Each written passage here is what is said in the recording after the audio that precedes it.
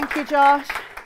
Hello, everybody. Right, I want you all on your feet. Come on, everybody, on your feet. That's it. Every single one of you. That's it. And now you can sit down. Okay, one more time. I want you all on your feet. There you go. Beautiful. Now sit down. Now, as well as doing this, I'm also a children's entertainer. Now, and if this was a children's party, believe me, the children would want me to do what I've just done there again and again and again and again. But don't worry, I'm not going to get you to do it again.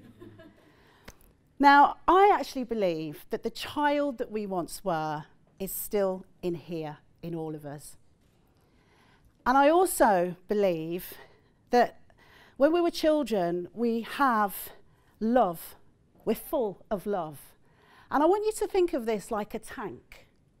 Imagine as a child, we've just got a tank full of love.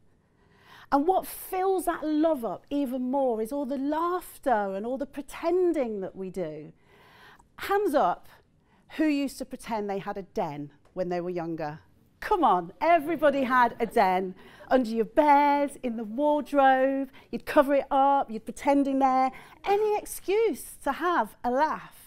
And all of these things that make you laugh as a child just fills the tank up even more. And it's literally spilling over the edge. And then we get older and stuff starts to happen. Now, I talk a lot about my stuff. Being adopted into a white family, feeling a sense of rejection, and my self-esteem was very low because of the colour of my skin. But you know what? I thank the Lord that I was adopted. Now, as well as adopting me, my parents also long-term fostered lots of other children, children that to this day I consider to be my brothers and sisters.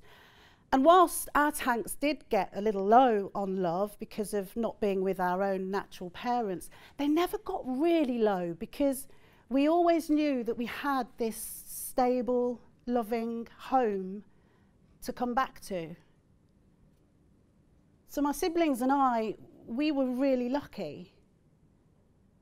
You know, we didn't have the issues of our tanks coming really low. And we were really lucky because if I hadn't have been adopted at that particular time, if my siblings hadn't been long-term fostered at that particular time, then all of us could have so easily ended up in this rat race that's called the care system. Now, bearing in mind that when children enter the care system, they may already have issues such as rejection, neglect, and abuse. So as you can imagine, their tanks of love are already getting very low on love. And whereas when you've got a tank that's full of love and it's spilling out, their love in their tank starts to turn to fear. And so rather than these children being full of happiness, instead they're feeling afraid, they're feeling vulnerable, and they're feeling very sad. And because of this, their behaviour's bad. And so therefore it becomes very hard for them to be adopted into long-term care or into long-term foster care. But the only reason that their behaviour is bad is because the love in their tank is really, really low.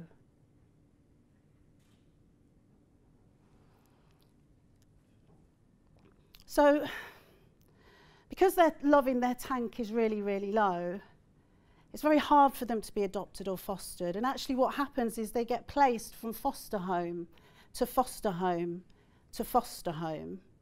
And it's this moving around, it's this lack of stability, it's this lack of love that really messes kids up.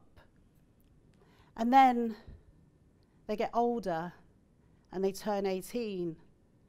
and with all that extra stuff, they're told they have to leave the care system and they're expected to care for themselves.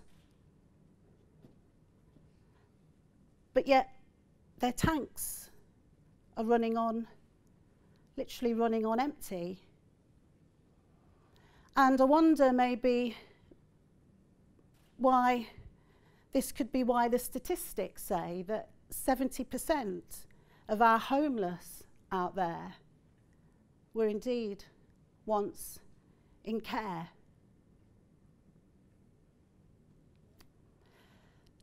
So I want you to think about your own tank. And I want you to think about the love in your tank and the fact that if you did have stability as a child, then you do have love in your tank. And when you're out in the streets, I want you to think about the homeless people, men and women, and to think about their childhood and to remember that the chances are they didn't have much stability, if any stability, in their childhood life. So rather than walk past them and ignore them, acknowledge them, smile at them. And remember that just as when we're children and you're sharing all that love and laughter, by doing that, it actually helps to fill your tank up. Now, you can prove this by smiling more at strangers. When you see people, smile at them and see how it feels when they smile back at you. Now, finally, I believe everyone on this planet's tank should be at least half full, so that not only do we have enough love for ourselves, but that we also have enough love to share with everyone else. Now, if you would like to know how much love you've all got currently in your tank, then visit my website, donnajoseph.co.uk, and do the Love Tank Test. Thank you.